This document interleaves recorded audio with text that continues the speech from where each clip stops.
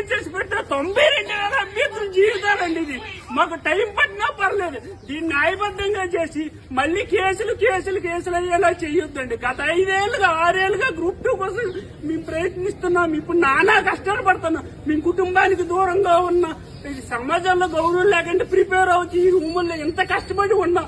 మేము దయించి లోకేష్ గారిని, చంద్రబాబు నాయుడు గారిని, పవన్ కళ్యాణ్ గారిని, ఏపీఎస్ చర్యని చేతులేస్తే ప్రాధాన్యపడుతున్నామండి. మాకు రోస్టర్ క్లియర్ చేసి మీరు ఎగ్జామ్ పెట్టాలి, లేకపోతే మా ప్రాణాలు పోతాయండి. 90,000 అభ్యర్థుల జీవితాలండి. దయించి